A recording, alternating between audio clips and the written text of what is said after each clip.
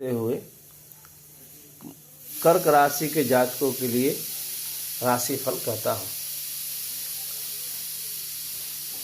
जो आपकी राशि कर्क है उसमें 9 शब्द आते हैं। ही, हु, हे, हो, डा, डी, डू, डे, डी। ये 9 अक्षर जिनका है वो कर्क राशि के अंतर्गत आते हैं। कर्क राशि का जो सिंबल होता है वो केकड़ा का होता है और राशि चक्र में इसका चौथा नंबर का स्थान है। और कर्क केकड़ा जो है हार्ट का प्रतीक होता है, हृदय का। हृदय में जो फेफड़ा है उसके दिश जैसा दिखता है, तो ये फेफड़ा का भी कारक होता है। कर्क राशि का स्वामी चंद्रमा है। ये चर राशि है और जल राशि। चर मतलब चलायमान, लगातार निर्बाह गति से बहता हुआ।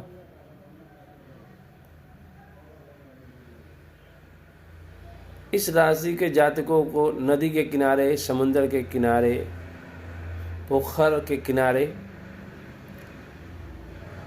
रहने में सुकून महसूस होता है। तो किसी न किसी रूप में पानी से इनका जुड़ाव होता है, जल से। और ये अत्यंत संवेदनशील राशि है।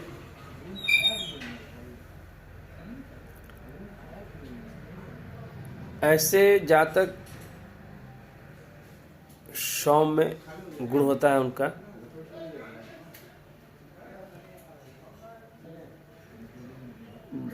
बहुत ही सहानुभूति पूर्वक होते हैं, एनजीओ चलाते हैं, समाज सेवा करते हैं।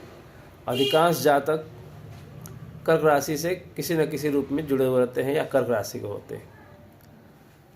भारत के मैक्सिमम प्रधानमंत्री के राशि लगन जो है वो कर्क लगन है। ये एक राशि है। चंद्रमा इसके स्वामी है। चंद्रमा को रानी बोला जाता है, तो ये इनको राजा का पद और रानी का पद मिला हुआ है। 2024 में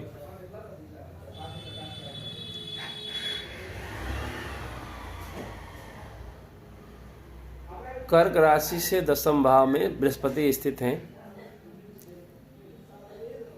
तो जातक बहुत ही शुभ कार्य करेंगे। बृहस्पति की दृष्टि दूसरे भाव पे है जो धन देंगे, चौथे भाव पे है जो घर देंगे, और छठे भाव पे है जो ऋण देंगे। इसके साथ साथ इससे जुड़े हुए चीज भी होगा। तो बृहस्पति देवता अपनी तरफ से वो तमाम चीज़ें देने के लिए अग्रसर हैं। देंगे, धन देंगे, जातक का मान सम्मान देंगे, घर बना के देंगे, या घर में रिन्यूअल होगा, कार्य होगा, जमीन संबंधित कार्य हो सकता है। और मई 2024 से बृहस्पति एकादश भाव में आएंगे, तो जो जातक पिछले वर्ष में जितना ही मेहनत या उत्तम कार्य किए हैं उसका शुभ परिणाम धन के रूप में, पराक्रम के रूप में एकादश भाव बृहस्पति देंगे, उस समय देंगे। मई से लेकर दिसंबर तक जो है, जिन्होंने जितना मेहनत किया है पिछले साल उसका फल प्रदान करेंगे।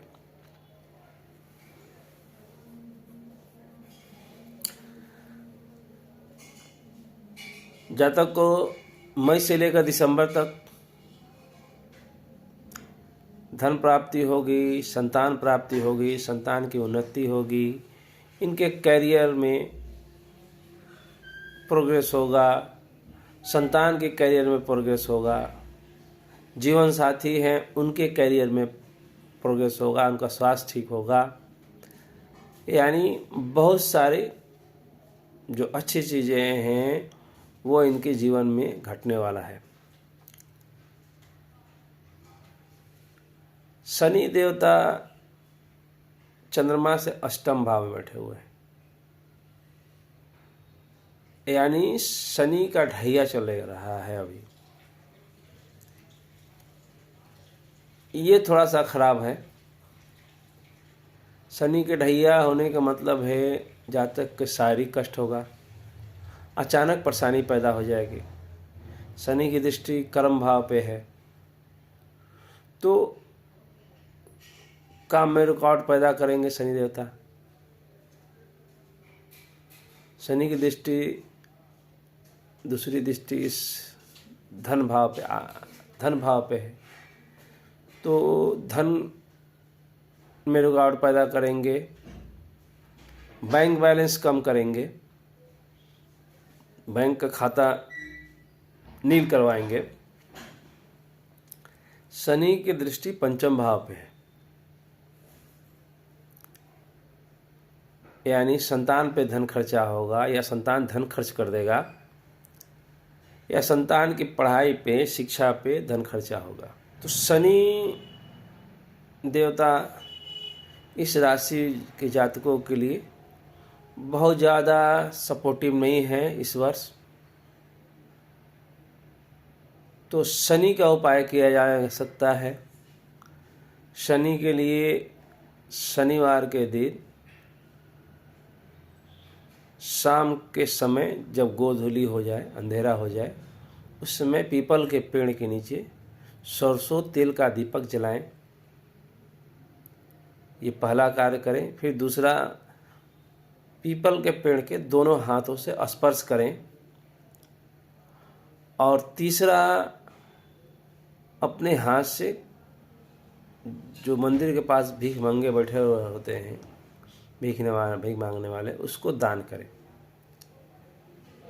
अभी जाड़े के दिन हैं तो आप कंबल दान कर सकते हैं, जूता दान कर सकते हैं, अन्न दान कर सकते हैं जो उनको यूज़ में आ जाए, जो वो पहन सके, खा सके। ऐसे सामान दान करने से आपका ग्रह कटेगा, आपकी परेशानी भी कम होगी और जिनको ज़रूरत है सामानों को, उनको सामान भी प्राप्त हो जाएगा। तीसरा जो ग्रह है, मेन ग्रह, वो राहु देवता है। वो आपके भाग्य स्थान में स्थित हैं, चंद्रमा से नवम भाव पे हैं, मीन राशि में हैं। अतः आपका जल स्थान पे, तीर्थ स्थान पे, वैसे तीर्थ स्थान जहाँ जल है, समुंदर के किनारा हो, नदी के किनारा हो, वहाँ आपकी यात्राएं होगी, जो है बहुत महत्वपूर्ण होगा। धार्मिक यात्राएं होगी। बृहस्पति का दृष्टि तीसरे भाव पे है और राहु की दृष्टि चंद्रमा पे, लग्न आपके इस राशि पे है। तो कभी कभी चंद्रमा राहु की दृष्टि से भ्रमित हो जाएंगे, आपका मन भ्रमित हो जाएगा। चंद्रमा मन है और कुछ ऐसा काम करेंगे जो आपको नहीं करना चाहिए, जिससे आपके शारीरिक शक्ति में कमी, ह्रास होगा। बृहस्पति की दृष्टि, राहु की दृष्टि पंचम भाव पे भी है, तो आपके पुत्र भी कुछ ऐसे काम करेंगे जिससे आपको कष्ट होगा और हानि होने की संभावना है। केतु जो है वो थर्ड हाउस में है, तीसरे भाव में बैठे हुए हैं और सप्तम भाव और नवम भाव पे, एकादश भाव पे दृष्टि है। तो पत्नी को कष्ट हो सकता है और संतान के जीवन साथी को कष्ट हो सकता है। जनवरी 2024 यानी 15 जनवरी से लेकर 31 जनवरी के बीच में क्या क्या संभावना हो सकता है। चंद्रमा सूर्य आमने सामने हैं, 7वें भाव में सूर्य है, 8वें भाव में शनि है और 9वें भाव में राहु हैं और 6ठे भाव में मंगल है। यानी 4 ग्रह 6ठे, 7वें, 8वें और 9वें भाव में बैठे हुए हैं, पापी ग्रह जो कष्ट देते हैं, शारीरिक कष्ट देते हैं। यानी शरीर के जो है पेट से लेकर और कमर तक का भाग जो है किसी न किसी बीमारी से रोगग्रस्त होगा, शारीरिक कष्ट होगा। ठंडे की वजह से कमर में दर्द, पेट में बीमारी, पैर में बीमारी हो सकता है। इसके लिए सावधानी रखें।